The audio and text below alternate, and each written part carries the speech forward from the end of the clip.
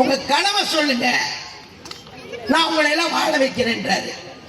கனவு எல்லாருக்கும் இருக்கு, பெரிய கனவு இருக்கு. தமிழ்நாட்டு மக்களுக்கு பயங்கரமான கனவு.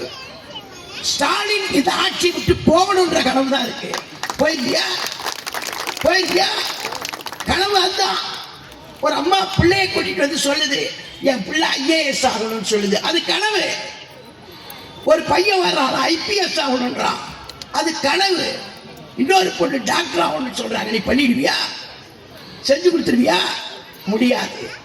சும்மா வாய் ஜாரம், வாயிலேயே வட சுட்டு அடைகிறானுங்க அப்படும் மகனும்.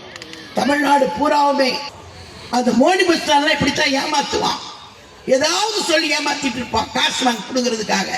அதே கதை தான் இன்னைக்கு MK ஸ்டாலினும் அவருடைய பையனும் அவருடைய கட்சிக்காரங்களும் செஞ்சிட்டு இருக்கிறாங்க.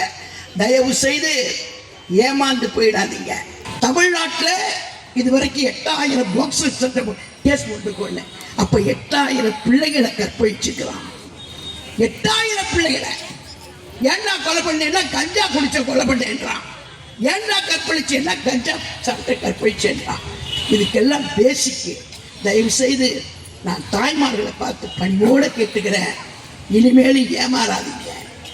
போடுற மாதிரி போட்டுட்டு புடுங்குற மாதிரி புடுங்குற வந்தான் MK ஸ்டாலின். தயவு செய்து இதுக்கு ஒரு முற்றுப்புள்ளி வைக்கணும்.